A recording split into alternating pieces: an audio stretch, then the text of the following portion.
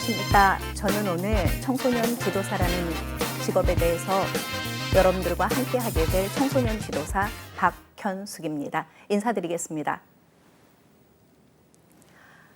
여러분들은 청소년 지도사라는 직업이 어떤 일을 하는지 굉장히 궁금해하실 것 같습니다. 청소년 지도사라는 직업을 들어본 분들도 계실 거고 청소년 지도사라는 직업이 생소하신 분들도 계실 것 같습니다. 그래서 청소년 지도사라는 직업을 소개하기에 앞서서 저에 대한 소개를 먼저 간략하게 해드리도록 하겠습니다. 저는 교육인적자원부 평생교육 정책지원단에서 정책지원단으로 이제 활동을 했었고요. 그리고 청소년들과 함께 지구촌을 누비면서 해외 연수 탐방 워크숍 등을 다녀왔었습니다. 제가 청소년 지도사 일을 하면서 가장 보람 있었다고 기억에 남는 그런 일들이 좀 있는데요. 그게 저희가 2007년도에 북한의 개성을 방문을 해서 우리 청소년들하고 함께 환경 살리기 운동 중에 하나인 헛개나무 심고 오는 그런 프로젝트를 진행했던 적이 있습니다. 가장 많이 기억에 남고요. 우리 청소년들하고 같이 가면서 그때 이제 저희가 다짐했던 건 다시 오자. 다시 와서 이 나무가 얼마나 자랐는지도 보고 남북한 교류도 같이 할 수 있으면 참 좋겠다. 이제 그런 생각을 좀 했었고요. 지금 이제 현재 의정부시 청소년 재단 청소년 수련관에서 근무를 하고 있는데요. 저는 평생교육사, 건강가정사, 사회복지사, 청소년 지도사 그 밖에 자격증들이 좀 갖추고 있습니다. 그래서 이 자격증을 가지고 우리 청소년들, 대학생들이, 대학원생들이 실습할 수 있는 실습 공간이기도 합니다. 저희 청소년들의 슈퍼바이저로서의 역할도 하고 있고요. 그 밖에 이제 그 밑에 양력은 통과하겠습니다. 이런 청소년 지도사 일을 하다 보니까 저희가 그 수상을 한 경험이 있습니다. 너무도 감사하게 그 부총리 겸 교육부 장관상도 수상을 했고요. 그리고 최근에는 작년도 말에 과학기술정보통신부 장관상, 경기도 교육감상을 수상을 했습니다. 청소년 지도사 일을 하면서 신바람 나게 일을 하다 보니까 전혀 예상하지도 못했던 그런 상이 저한테 주어지더라고요. 그래서 지금 여러분들도 청소년 지도사를 만약에 꿈꾸는 분들이 계신다고 한다면 저는 도전하시라고 감히 말씀드리겠습니다. 청소년 지도사 일을 하다 보면 정말 많이 알아야 합니다. 청소년들이 요새는 정말 급변하는 시대라고 표현들을 하시잖아요. 그래서 청소년 지도사가 자격증을 취득하고 나서 거기로 끝나는 것이 아니고 정말 다양한 자격증도 취득을 해야 되는데요. 그중에는 청소년 지도사로서 국가공인 자격증은 물론 취득하면 너무 좋죠. 민간 자격증도 가리지 마시고 취득하십시오. 그러면 많은 것들을 청소년들과 공유할 수 있게 되고요. 우리 청소년들에게 선한 영향력을 끼칠 수 있는 그런 멋진 청소년 지도사가 될 수 있습니다. 제가 최근에 딴 자격증 중에는요. 무인동력 비행장치, 요 드론, 멀티콥터, 헬리콥터, 무인 비행기 이런 것들을 취득을 했는데요. 처음에 이제 할 때는 참 어려웠어요. 말도 잘 못 알아듣겠고. 그렇지만 파고 들어가면서 우리 청소년들을 위해서 같이 해야 되니까 노력한 결과 이 자격증도 취득을 하게 되었습니다. 제 소개는 여기까지 하고요.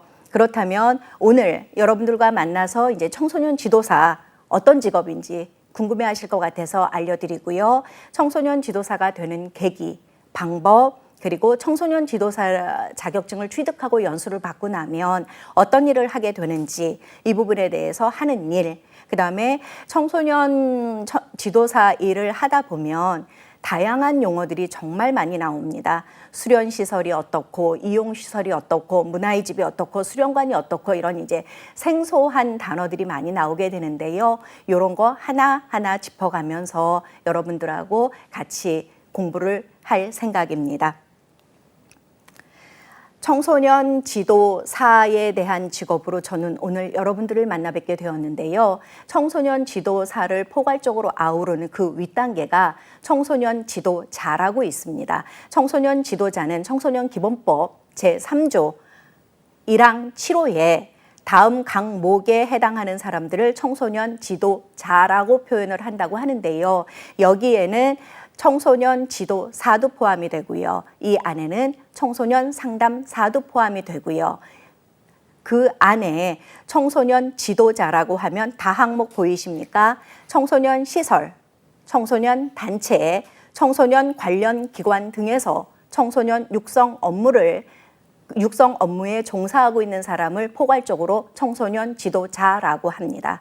제가 오늘 말씀드리고자 하는 것은 청소년 지도사고요. 청소년 지도사는 청소년 기본법 제21조 1항에 여성가족부 장관은 청소년 지도사 자격 검정에 합격하고 이 부분은 제가 조금 이따 설명을 드릴 겁니다.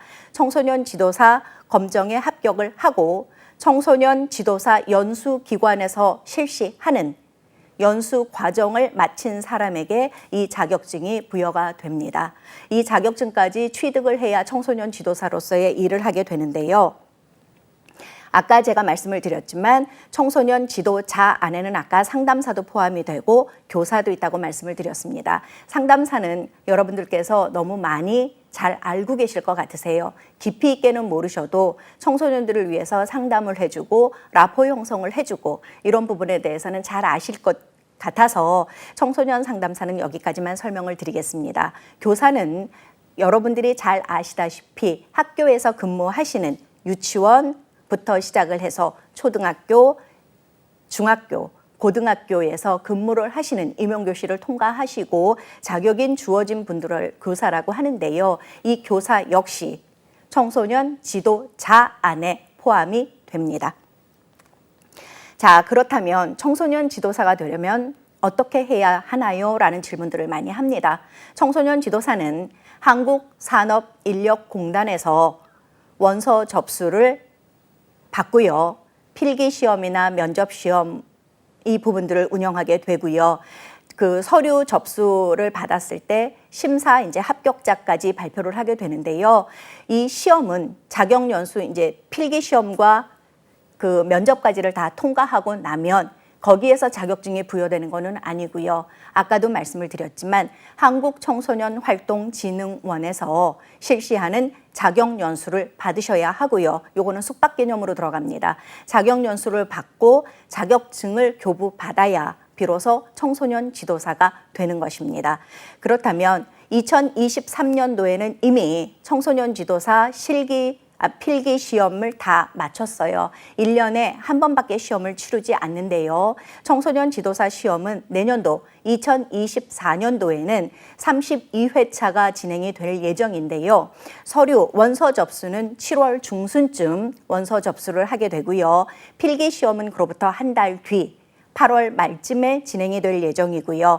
합격자 발표일은 10월 말, 면접 접수하는 거는 10월 말에서 11월 초까지, 그리고 면접 시험 시행일은 12월 초가 됩니다. 최종 합격자 발표는 12월 중순에 이루어지게 되는데요. 여태까지는 늘 그 기간을 크게 벗어난 적은 없습니다. 그래도 혹시 모르니까 시험 일정은 큐넷, 밑에 보이시죠? www.qnet 여기에 접속을 하셔서 해당 일자를 확인해 보시는 방법이 가장 안전합니다. 자, 그렇다면 청소년 지도사가 되기 위해서는 급수가 3종류가 있습니다. 1급 시험, 2급 시험, 3급 시험 이렇게 진행이 되는데요. 여기에서 1급 시험에 대해서는 제가 가볍게 설명을 드리겠습니다. 그 이유는 1급 시험은 청소년 2급까지 취득을 하고 현장 경험이 있는 사람에 한해서 1급 시험을 볼 수 있는 자격이 주어지기 때문에 이 1급 시험은 5과목 시험을 치르게 되는데요. 연구방법론, 인권과 참여, 그리고 정책론, 기관 운영 방법, 지도자론 이렇게 5개 과목으로 시험을 치르게 되는데 14개의 각 과목당 14개의 객관식 문제와 6개의 주관식 문제로 나누어집니다. 6개의 주관식은 이렇게 서술 형태로 기술하시오 이런 부분은 아니고요. 여기는 단답형 형태로 진행된다고 보시면 됩니다. 2급, 3급을 취득을 하고 청소년 현장에서 근무했던 분이라면 충분히 합격할 수 있을 거라고 생각을 하시는데 그렇지 않습니다. 1급 시험은 난이도도 높고요. 그렇게 쉽지는 않습니다. 1급은 제가 여기까지만 설명을 드리고요. 2급, 3급을 보시면 청소년 지도사가 되기 위해서는 7과목을 패스했을 경우에는 3급, 8과목을 패스했을 경우는 2급 이렇게 시험을 치를 수 있는데요. 그 한 과목의 차이는 3급과 2급은 똑같습니다. 육성제도론, 지도방법론, 청소년 심리 및 상담, 그리고 문화, 활동, 프로그램 개발과 평가, 청소년 문제와 보호, 여기까지 7개 과목으로 시험을 치를 수 있는 자격이 주어지는 건 3급이고요. 여기에 그 위에 2급의 빨간 글씨로 보이시죠? 청소년 복지. 이 부분은 하나가 과목이 더 추가될 경우에는 2급을 볼 수 있는 자격이 주어지는데요. 제가 나중에도 이제 그 앞으로도 계속 반복해서 설명을 드리겠지만 청소년 활동, 청소년 보호, 청소년 복지 이 부분은 정말 중요한 부분이기 때문에 여러분들이 잘 알고 계셔야 되는 부분이고요.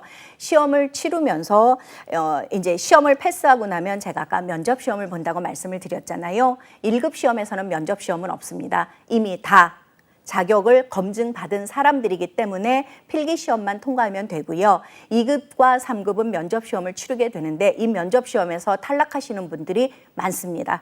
이 면접시험은 제가 마지막 강의하는 날 자세하게 설명을 해드리고요. 여기에서는 넘어가도록 하겠습니다. 그렇다면 1급 자격시험은 보시다시피 2급과 3급 이렇게 종사한 청소년 업무에 종사하시는 분들이 치를 수 있는 자격이라고 말씀을 드렸고요. 지금 처음 청소년 지도사 일을 하시고자 하는 여러분들한테는 해당되지 않습니다. 그래서 넘어가도록 하고요. 2급 시험 전에 3급 시험을 보면 3급 시험은 현재 청소년 지도 관련 학과에 공부를 하고 있는 우리 전문대학 졸업 예정자 또는 이와 같은 수준 학력이 있는 자로서 3급 청소년 지도사 필기 시험 과목 모두를 전공 과목으로 이수한 사람에 한해서 3급 자격을 볼 수 있는 자격이 주어집니다. 그렇다면 꼭 전문대학을 졸업해야 되나요? 라는 질문들을 하십니다. 그렇지 않습니다. 전문대학 졸업 또는 그와 그 수준 이상의 학력이 있다고 다른 법령에서 인정받은 후에 청소년 활동 등 청소년 육성 업무에 2년 이상에 종사했던 분이라면 3급 시험을 치를 수가 있고요. 그도 아니면 고등학교 졸업자 또는 고등학교 학력이 인정된다고 다른 법령에서 인정받은 후에 청소년 그 활동 등 육성 업무에 3년 이상을 종사하면 3급 시험을 볼 수 있는 자격이 주어집니다. 2급 시험은 대학 졸업, 4년제 대학 졸업에서 전공 과목을 이수하였거나 아니면 필기 시험 모두 그 전공 과목으로 이수하신 분이면 2급 시험을 볼 수 있는 자격이 주어지게 되는데요. 역시 3급 청소년 자격증을 취득하고 3급 청소년 자격증을 취득하고 청소년 육성 업무에 2년 이상 종사해도 2급 시험을 치를 수 있는 자격이 주어지고요. 아니면 고등학교를 졸업했거나 또는 이와 동등한 학력이 있다고 인정받은 후에 청소년 그 관련 단체에서 육성 업무를 8년 이상 했을 경우에 주어집니다.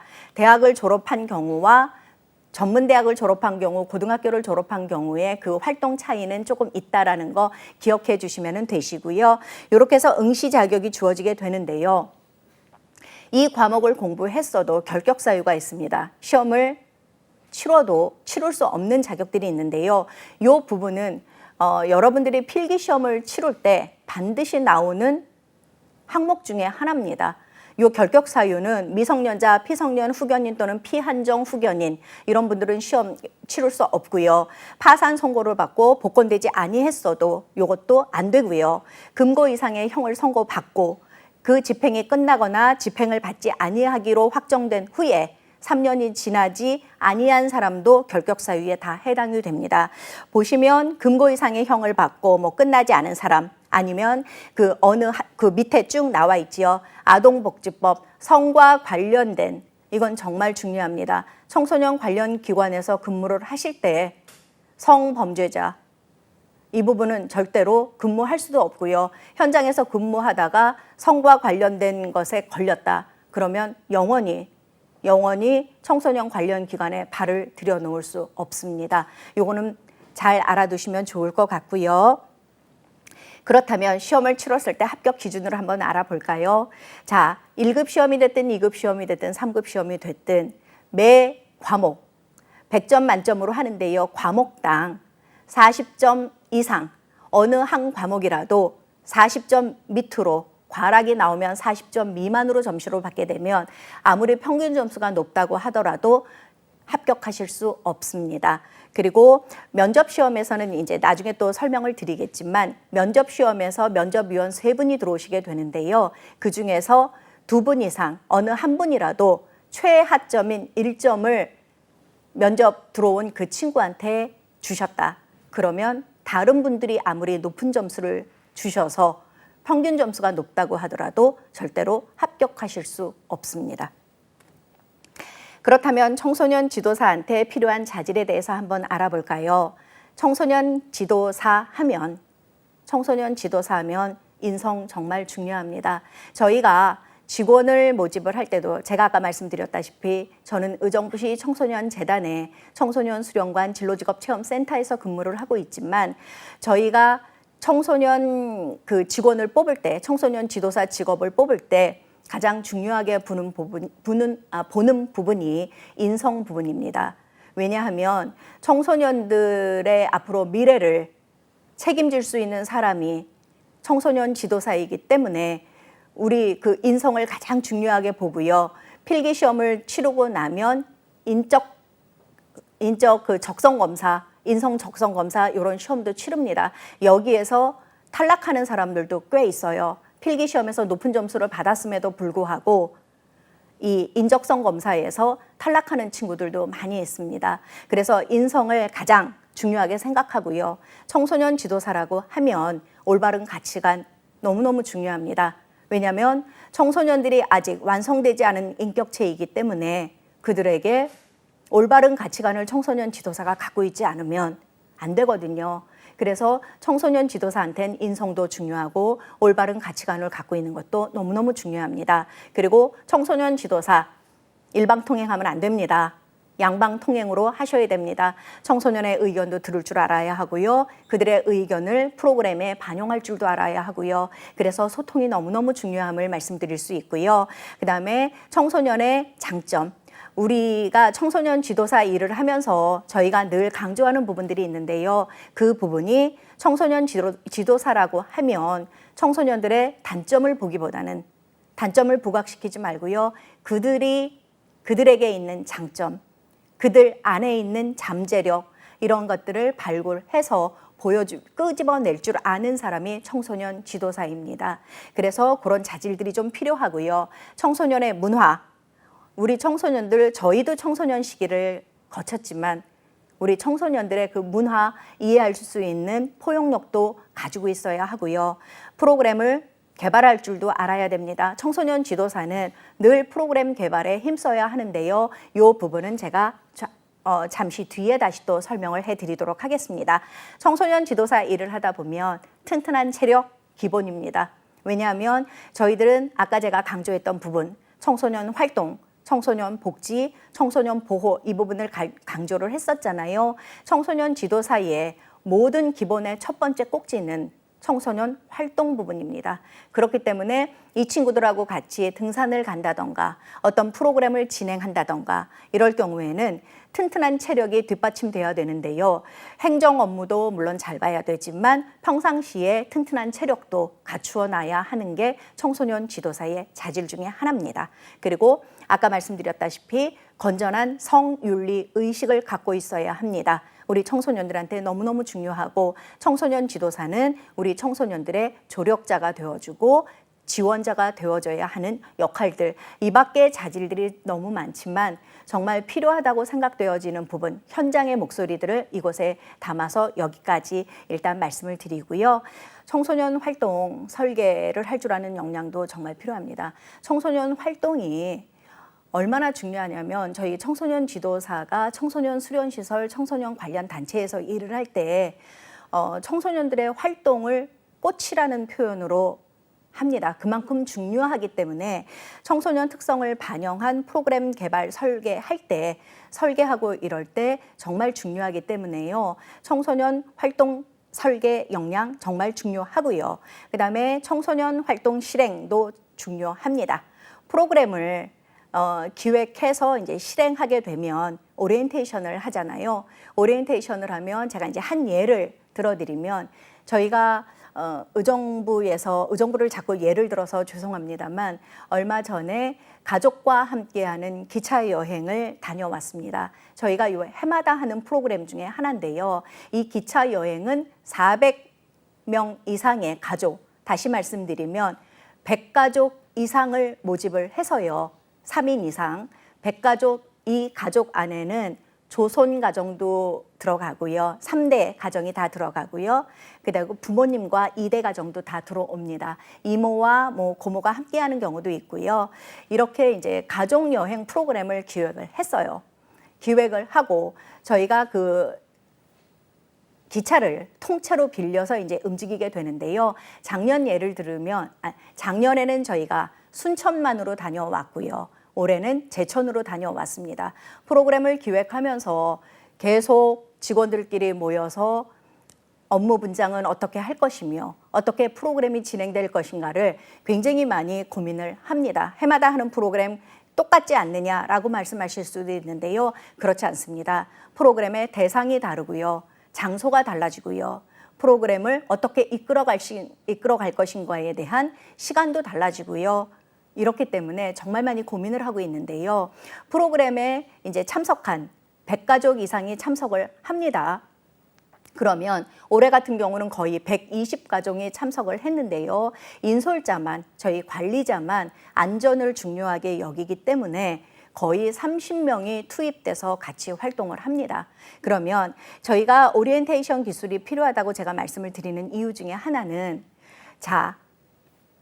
역에 모였습니다. 역에 모여서 기차 탔습니다. 그러면 다음 장소 제천에 내릴 때까지 아무것도 안 하나요? 아닙니다. 여기는 소통하러 온 장소고 가족 간의 단합을 위해서 온 장소고 어떠한 그 청소년과 같이 대화가 없잖아요. 청소년들이 학교 갔다 오면 집에서 하는 대화 몇 마디 없는 거 너무너무 잘 아실 겁니다. 우리 청소년들 엄마가 하는 얘기 밥은 씻고 자야지. 그리고 뭔가를 물어볼 만하면 우리 청소년들 너무너무 피곤한 얼굴로 비껴가지요. 문 닫고 들어가지요. 그래서 이 이제 가족 여행을 같이 하게 되는데요. 그때 오리엔테이션 기술로 기차의 한 양마다 청소년 지도사들이 들어가 있고요. 3명 이상의 청소년 지도사가 들어가서 함께 프로그램을 운영하기도 합니다. 그 기차 안에서 소통하는 쪽에다가 포커스를 가장 많이 맞추게 되는데요. 우리 청소년들이 이때 대화도 하게 되고요. 게임도 합니다. 빙고 게임 같은 그런 게임도 진행을 하는데요. 청소년 지도사들이 이런 프로그램들을 다 기획을 합니다. 기획을 하고 침묵 속에 있던 대화가 없었던 스킨십이 없었던 가족들 간의 기차 여행을 통해서 많이 단합되고 마음의 문을 열고 소통하는 경우를 저희가 많이 보면서 프로그램을 기획한 기획자로서 굉장히 보람을 느낄 때가 많습니다. 그렇다면 이런 업무만 하느냐? 그렇지 않습니다. 저희가 올해는 제천시로 다녀왔다고 말씀을 드렸습니다. 제천시와 연계를 하고 저희가 기차를 타고 내려가면 이동하는 거리들이 있지 않습니까? 진행을 해야 되니까요. 그럴 경우에 그 지자체에서는 그 버스, 관광버스를 10대를 저희들한테 그냥 무료로 제공을 해주셨어요. 그렇게 해서 이동해서 움직이게 되고요. 그런 그 지역 간의 교류 활동도 같이 하게 되고요. 그리고 또 하나는 저희 청소년들을 인솔해서 제천까지 갔습니다. 그럼 그런 대접만 받고 오느냐? 그렇지 않죠. 거기에 전통시장도 들리게 되고요. 그 안에 있는 이제 박물관이라든가 이런 멋진 곳도 방문을 하면서 또 지역경제 활성화에 이바지하게도 되고요. 이런 프로그램들을 기획하고 같이 움직이면서 활동하는 그 역량이 청소년 지도사한테 너무너무 필요하고요. 그리고 저희가 그러면 활동만 하느냐? 그렇지 않습니다. 행정 업무면 행정 업무대로 어떤 프로그램을 하나 기획하게 되면 그 프로그램이 단발성인 하루짜리 프로그램이 될 수도 있고요. 아니면 연계성 프로그램으로 갈 수도 있고요. 지속성으로 움직이는 프로그램들도 있습니다. 어떠한 프로그램을 기획하고 진행하기에 앞서서 우리 청소년 지도사들은 행정 업무에도 같이 움직이게 되는데요. 아예 큰 단체가 아니면 이 업무를 청소년 지도사는 프로그램도 기획해야 되죠. 학생들, 청소년들 인솔 해서 프로그램 운영도 해야 되지요. 그리고 다시 사무실에 복귀해서는 행정 업무까지, 여기에 따른 행정 업무는 결과 보고도 해야 되지요. 돈을 썼으니 지출도 해야 되지요. 지출도 하고, 그리고 이 프로그램을 기획하기까지 발로 뛰면서 이 프로그램을 어떻게 잘 녹여 들어갈 것인지에 따른 이런 모든 부분들을 행정 업무라고 표현을 하는데요. 그러다 보니까 한 개의 프로그램을 위해서는 거의 한 달 정도의 시간이 소요된다고 보시면 맞습니다. 그러면 청소년 지도사들이 이 한 프로그램만 가지고 한 달을 하느냐? 절대 그렇지 않습니다. 하나의 프로그램이 끝나기 전에 또 다른 프로그램을 준비해야 되고, 그 프로그램을 준비하기 위해서는 또 다른 사전 답사니 사전 설문도 조사해야 되고요.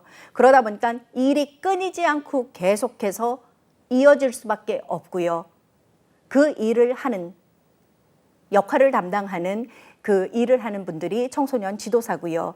그리고 이 청소년 지도사로서 가장 중요한 거, 직원들 간에 그리고 프로그램을 같이 움직일 때 팀워크, 이건 정말 중요합니다. 팀워크가 안 되면 아무리 좋은 프로그램을 기획해서 내놓는다고 하더라도 정말 힘들어지거든요.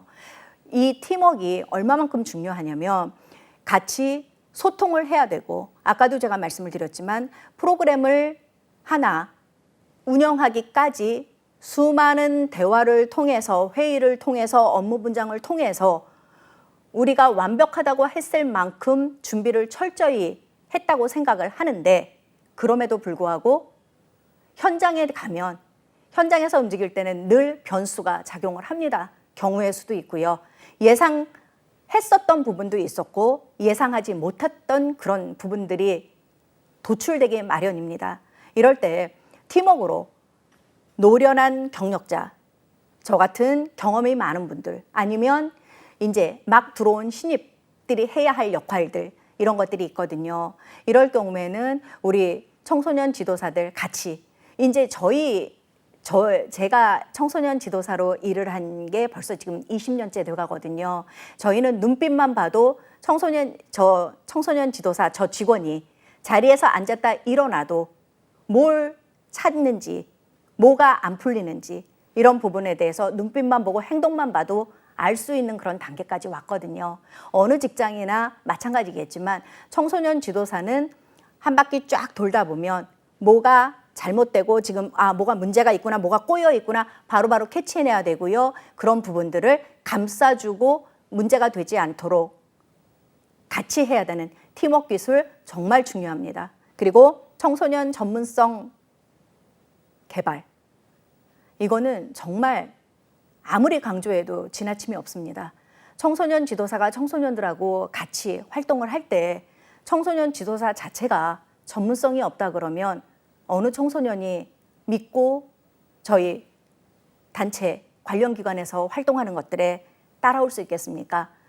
여러분들 너무너무 잘 아시지만 학부모님들 요새 정말 많이 배우셨어요. 정말 많이 배우셔서 하나를 보면 본인들이 전문성 있는 것처럼 행동하실 때도 있으십니다. 이걸 뛰어넘으려면 청소년 지도사는 그만큼 더 많이 준비해야 됩니다. 그래서 제가 처음에 서두에 말씀드렸던 것처럼 청소년 지도사라면 자격증 정말 많이 다 딸 수 있는 것들은 다 따시라고 제가 말씀을 드렸습니다. 왜냐하면 청소년 지도사는 멀티플레이어로서 활동을 해야 하거든요. 어디에서 프로그램을 진행하다가 강사님이 어떤 사정에 의해서 못 나오시게 되었어요. 그러면 그 프로그램 닫습니까? 아니요. 청소년 지도사가 투입돼서 움직여야 됩니다. 똑같지는 않더라도 같이 투입돼서 움직여야 되는 부분들이 있고요. 그러다 보니까 청소년 지도사 자격증 정말 많이 따야 되고요. 여기에서 전문성은 공부도 하실 수 있으면 청소년 관련 지도 학과 외에 유사한 학과도 괜찮습니다. 할 수 있으면 공부하는 거 정말 중요하고요.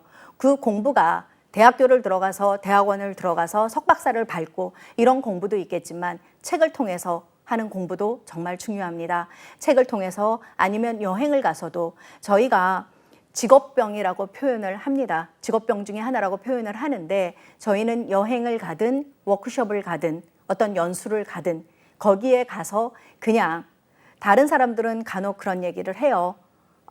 청소년들 데리고 가서 노는 거 아니냐. 그냥 다 뭐 맡겨놓고 노는 거 아니냐. 아닙니다. 일단 청소년들을 모집을 해서 프로그램이 진행되는 그 순간부터 프로그램이 마무리되는 그 단계까지 우리 청소년들을 위해서 머릿수 세야 되죠. 안전한지 확인해야 되지요. 이런 부분들 청소년들이 들어오는 질문에 답도 해야 되지요.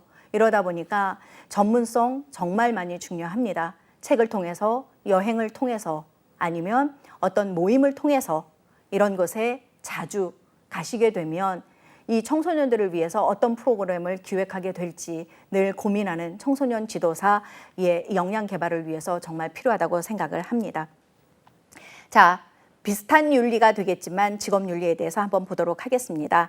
청소년 지도사 윤리 현장을 보시면 우리 청소년들이 사회 구성원으로서 정당한 대우와 권익을 보장받으면서 건강한 민주시민으로 성장할 수 있도록 지원하기 위해서 최선의 지도 방법을 갖춘 전문가가 청소년 지도사다. 이런 직업 윤리 의식을 갖고 있는 사람이어야 한다. 이렇게 되어 있고요. 아까도 말씀드렸지만 청소년들 위에 저희가 군림하는 것이 아니고요. 청소년들과 함께 보폭을 맞추어서 나가는 동반자의 역할, 그리고 그들의 잠재력과 역량을 충분히 끄집어내면서 그들의 장점을 부각시킬 수 있도록 장점을 잘 살려나가는 데 따른 지지자의 역할도 해야 합니다. 그렇다면 청소년 지도사는 상담은 안 해요? 라고 물어보시는 분들도 있습니다.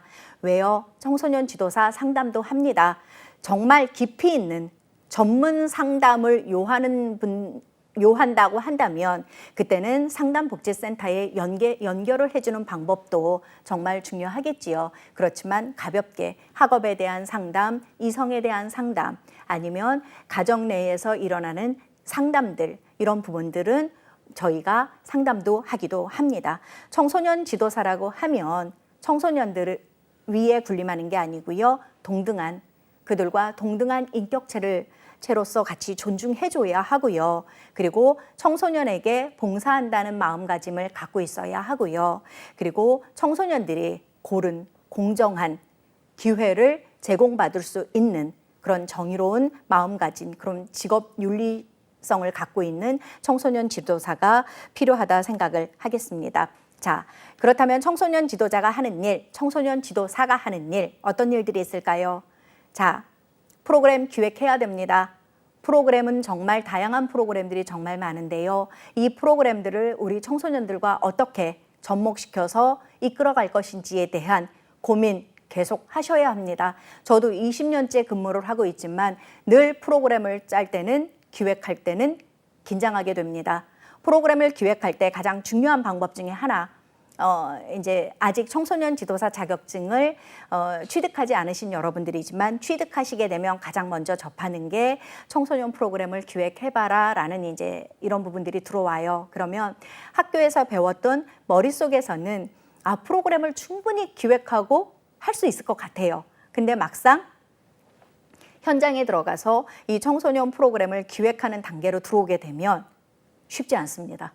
머릿속이 갑자기 하얘지고 멘붕 상태가 오는 경우들이 좀 있거든요. 이러다 보니까 프로그램을 기획하고 운영하고 실행하고 평가까지 청소년 지도사, 이 일은 청소년 지도사가 끝나는 기관장으로서의 위치까지 올라가지 않을 때는 정말 많이 고민해야 되는 부분 중에 하나고요. 청소년 상담 부분도 청소년 지도사가 하는 일 중에 하나입니다. 그리고 청소년에 대한 연구로 문제 해결 방안을 도출한다. 이거는 청소년 관련 단체 기관에서 하는 부분들이 있고요. 한국 청소년 정책연구원 이런 데서는 청소년 연구에 관한 이런 부분들을 이제 문제 해결 방안 도출 이런 부분들을 이제 고민하는 단체이기도 합니다. 그리고 청소년 환경 부분 보호해야죠. 우리 청소년 정말 보호해야 됩니다. 그래서 청소년들에게 발전에 저해가 된다라고 생각되는 시설이, 그런 유해 환경들이 주변에 있는지, 우리가 살고 있는 주변에 없는지 이런 것들을 눈여겨볼 필요가 있고요. 지자체에 건의도 해서 이런 부분들이 개선될 수 있도록 연결시켜주는 부분도 청소년 지도사가 하는 일 중에 하나고요. 또 하나는 청소년들의 변화를 촉진하는 촉진자로서의 역할도 하게 되는데요. 청소년들의 변화 긍정적으로 이 친구가 잘 발전될 수 있도록 옆에서 지지해주고 해주는 역할을 하는 촉진자로서의 역할을 하는 게 청소년 지도사의 하는 일 중에 하나입니다. 그리고 청소년들을 만나게 되면 여러분들도 아시겠지만 청소년들을 딱 만나면요. 이들을 보면 이들의 장점이 보입니다. 조금 활동하다 보면 이 친구가 갖고 있는 잠재력들이 보입니다. 그래서 이런 부분들을 툭툭 건드려주면 우리 청소년들이 발전하는데 굉장한 역할을 하는 청소년 지도사가 될 거라고 생각을 합니다. 제가 청소년 지도사로서 근무를 하면서 우리 친구 중에 한 명이 지금은 이제 공무원으로 활동을 하고 있는데요. 이 친구가 중학교 때 저를 찾아왔습니다. 중학교 때 찾아와서 스스로요. 부모님하고 같이 온 것도 아니고 스스로 찾아와서 선생님 청소년 운영위원회는 어떻게 하는 건가요? 라는 질문을 하더라고요. 청소년 운영위원회는 제가 이제 잠시 뒤에 또 설명을 드리겠지만 청소년 자치기구가 청소년 운영위원회도 있고 차세대위원회도 있고 특별회의도 있습니다. 청소년 운영위원회를 하겠다고 왔어요. 그래서 이 친구와 청소년 운영위원회를 정말 열심히 했고요. 우리 이 친구가 선풀 활동도 잘하고 이러면서 우리 친구가 이 활동 부분을 잘 생기부의 생활기록부에 기록도 하고 이러면서 이제 특목고를 들어가게 됩니다. 특목고 외국어 고등학교를 들어가게 되고 그러면서 이제 그 과정을 거치면서 공무원 생활까지 했던 이 친구의 잠재력, 이 친구가 처음에는 이제 금융계통 쪽에서 일을 하고 싶어 했는데 제가 봤을 때는 이 친구는 금융계통은 아니에요. 이 친구의 장점은 영어, 중국어가 되는 친구였습니다. 그래서 이 친구 너는 그쪽은 아닌 것 같다. 공무원으로 들어가고 나중엔 외교부 쪽에서 활동을 하면 좋겠다. 외교부 쪽에서 활동을 하면 좋겠다라고 했더니 이제 방향을 틀어서 부모님하고 다시 의논을 하고 계속 상담을 통해서 방향을 틀고 지금은 의정부 시청에서 근무하고 있습니다. 누구라고 밝힐 수는 없지만 우리 그런 훌륭한 친구들도 많이 있다라는 거 알고 계시면 될 것 같고요. 자, 청소년 지도사가 일할 수 있는 곳 다양합니다. 정말 많습니다. 우리 청소년 지도사가 일할 수 있는 거는요. 제가 근무하는 수련시설 쪽도 있고요. 그리고 그 민간단체도 있을 수 있고요. 그리고 방과후 아카데미가 운영되는 전국 17개 시도에서도 운영이 되고요. 여기 이제 쭉 보시면 상담센터도 근무하고 그다음에 가장 중요한 위에서 5번째 줄에 나와 있습니다. 한국청소년활동진흥원이라고 하는 곳인데요. 한국청소년활동진흥원은 청소년 지도사가 하는 여러 기관의 단체들을 총괄한다고 조금 보시면 되고 약간 큰 집 개념이라고 보시면 됩니다. 한국청소년활동진흥원이 지금은 용산구 남영동에 위치를 하고 있는데요. 이 청소년활동진흥원 검색어에 치고 들어가시면 정말 많은 활동들을 하고요. 이 활동진흥원에서는 각 시도마다 그 지방 청소년 활동 센터라고 있습니다. 경기도는 경기도 청소년 활동 센터가 있고요. 충청도면 충청도 청소년 활동 센터가 있듯이 그런 활동 센터를 이제 프로그램을 만들어서 보급하기도 하고 그런 역할을 해주는 곳이 청소년활동진흥원이고요. 봉사활동을 또 총괄 담당하기도 하고요. 국제청소년 성취보상제를 담당하기도 하고 인증 프로그램을 맡아서 총괄하기도 하시고 그래서 청소년활동진흥원은 저희처럼 근무하는 수련시설이나 이런 쪽에서 약간 큰 그림 안에 있는 큰 집이라고 보시면 되고 그 커다란 그림 안에 한 꼭지로 수련시설도 있고 청소년 활동 센터들도 있고 다양한 성문화센터, 단체협의회 이런 부분들이 이제 있다라고 보시면 됩니다. 자, 수련시설과 이용시설. 이거는 이제 어떤 뜻이냐면 청소년 수련시설과 이용시설을 이제 크게 구별을 합니다. 청소년들이 수련시설로는 활동진흥법 제10조에 청소년 활동을 하는 시설의 종류를 말하는데요. 제가 근무하는 청소년 수련관이 있고요. 그리고 청소년 수련원이 있고요. 그리고 청소년 문화의 집이 있고요. 요새는 청소년 문화의 집이라는 개념보다는 또 청소년 센터라는 이름으로 쓰는 데도 있습니다. 청소년 문화의 집이 있고요. 청소년 특화 시설이 있고요. 청소년 야영장, 그리고 유스 호스텔. 이 6가지를 총괄해서 다 통틀어서 청소년 수련 시설이라고 하고요. 청소년 수련 시설 외에 그 나머지 이용시설이라고 하는데, 청소년 이용시설은 어떤 곳이냐면 과학관이 있을 수 있고요. 이 기관들을 다 뺀 곳입니다. 문화예술 시설도 있고요. 공공체육시설도 있고요. 이런 부분들을 청소년들이 이용할 수 있는 공원도 포함이 됩니다. 광장도 포함이 되고요. 이런 부분들을 청소년 이용시설이라고 합니다. 그렇다면 청소년 수련시설 중에서 청소년 수련관은 어떤 일들을 하냐면 다양한 수련거리를 실시할 수 있도록 각종 시설 및 설비를 갖추었다라는 표현을 하고 종합수련시설인데요. 청소년 수련관과 청소년 수련원의 차이점이 있습니다.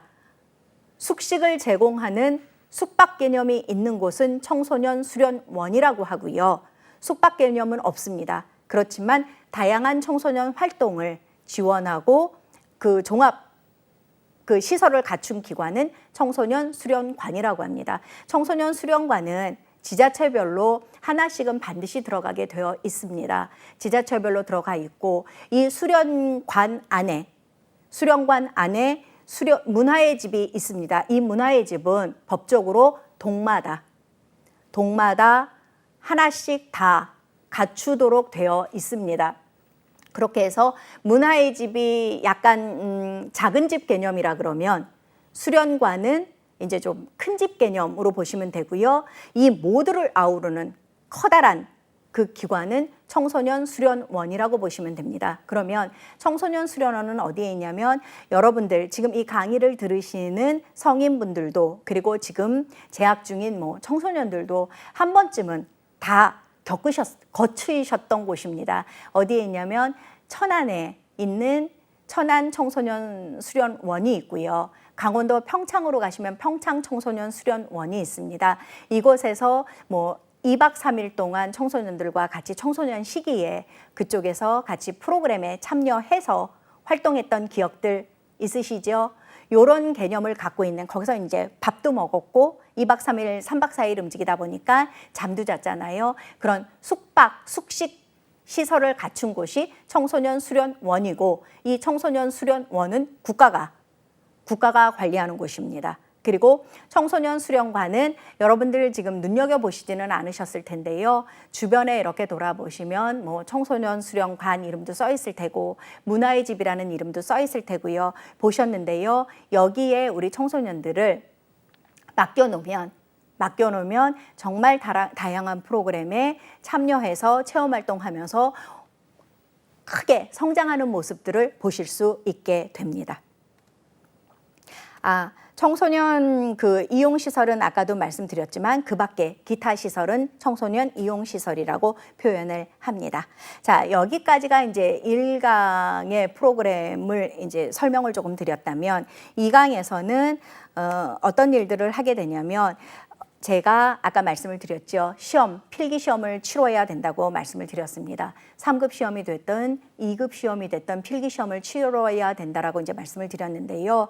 여기에서 그 8개 과목 중에 오늘 한 꼭지로 청소년 육성 제도론에 대해서 설명을 드리겠습니다.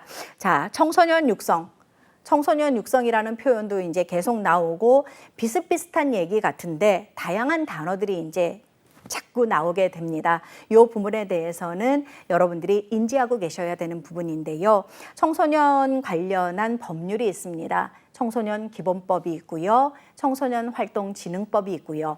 청소년 보호법이 있고요. 청소년 복지지원법, 그리고 아동 청소년 성보호에 관한 법률, 그리고 학교 밖 청소년 지원에 관한 법률, 요 6개 청소년 관련된 법률이고요.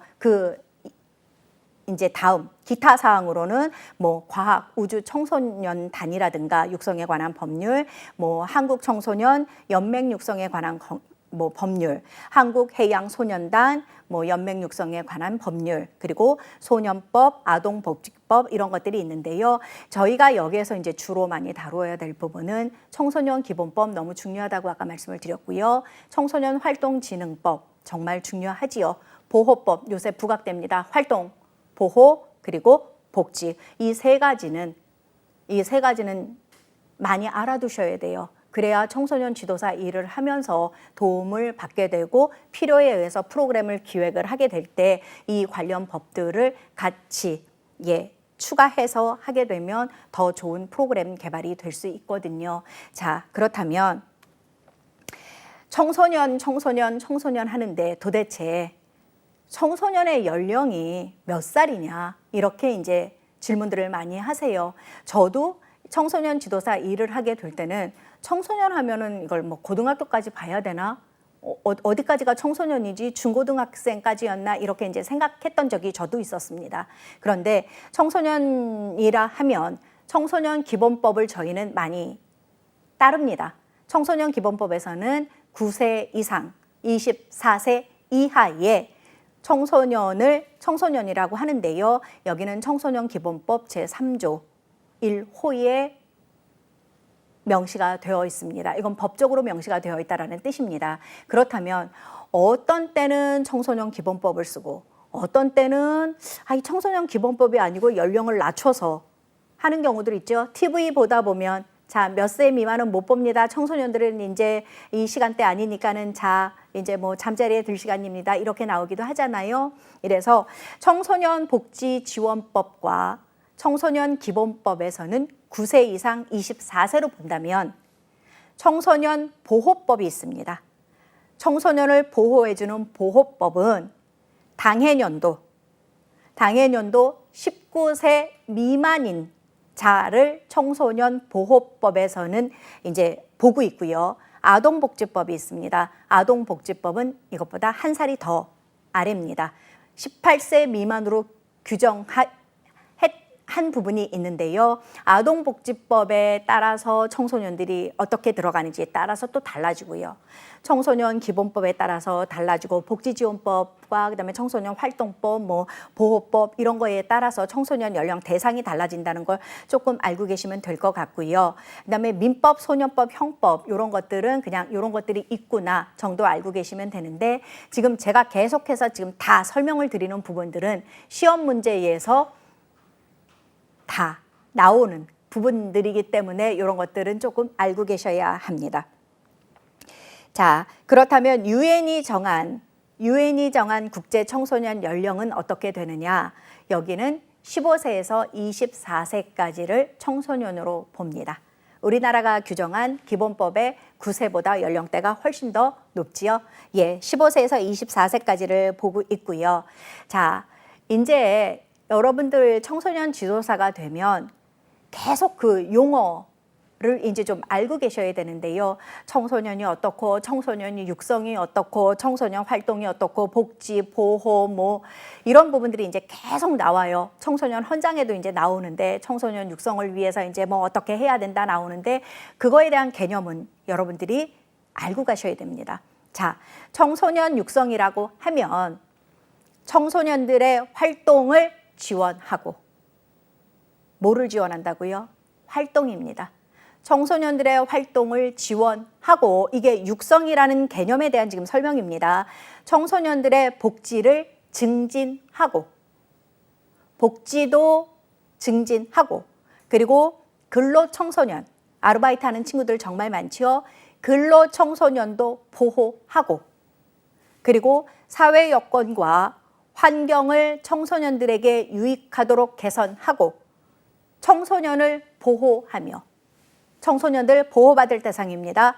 보호하며 청소년에 대한 교육을 보완함으로써 청소년의 균형 있는 성장을 돕는 것, 이것을 청소년 육성이라고 합니다.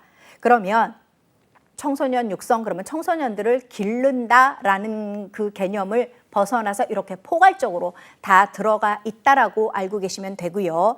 그렇다면 청소년 활동이라는 건 또 뭔지 보도록 하겠습니다. 자, 청소년의 균형 있는 성장을 위해서 필요한 활동.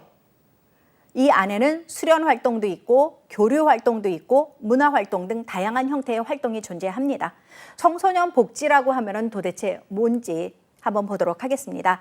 청소년이 정상적인 삶을 누릴 수 있도록 기본적인 여건을 조성하고 조화롭게 성장하고 그리고 발달할 수 있도록 제공되는 사회적으로 경제적으로 지원을 해야 하는 게 청소년 복지입니다. 자, 청소년 육성과 청소년 활동, 청소년 복지에 대해서 지금 설명을 드렸는데요. 아마 책 덮고 나시면 또 이게 뭐였더라, 그게 그 소리 같고 저게 저 소리 같고 이럴 수 있어요. 그런데 이 부분은 계속해서 여러분들이 짚고 확실하게 인지하고 넘어가야 되는 부분 중에 하나입니다.